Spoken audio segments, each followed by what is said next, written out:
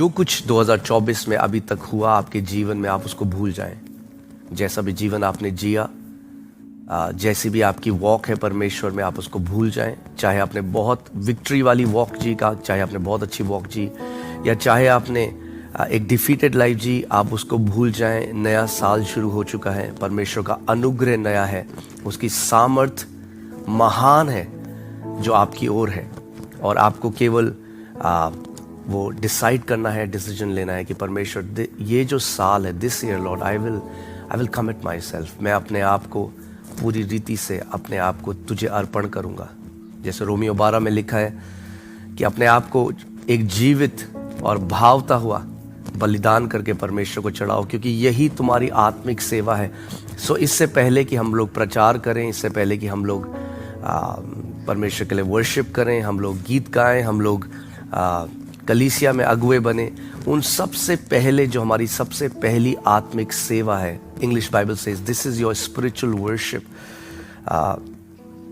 वो है कि हम अपने शरीरों को परमेश्वर को जीवता और प्रसन्न करने वाला बलिदान चढ़ाएं। और यही इसीलिए हम लोग आज मिलकर उपवास प्रार्थना कर रहे हैं। उपवास प्रार्थना और कुछ भी नहीं, मगर आप अपने शरीरों को परमेश्वर को चढ़ा रहे हैं।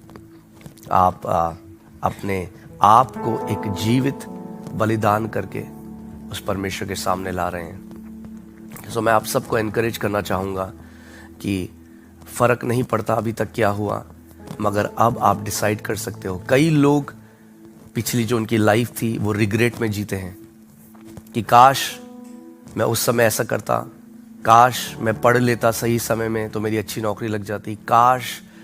और वो लोग सबसे ज़्यादा दुखी लोग होते हैं जो रिग्रेट में जीते हैं, जो पछतावे में जीते हैं। मगर अभी आपके पास जितना जीवन बचा है, आप आज डिसाइड कर सकते हैं कि ताकि कल फ्यूचर में आप फिर पश्चाताप ना करें, आप पछतावा ना करें कि काश जो मेरे पास समय था। और मैं आपको बता रहा हूँ कि चाहे आपके पास, चाहे आपकी उम्र 60 साल है, 70 साल है, 80 साल है, आपको कोई आइडिया नहीं है कि परमेश्वर आपके द्वारा इतनी बड़ी महिमा ले सकता है केवल कुछ महीनों में, केवल कुछ सालों में, अगर आप पूरी रीति से अपने आप को उसको दे दें और उसको बोलें परमेश्वर मेरे जीने का मकसद केवल तेरे नाम को महिमा देना है।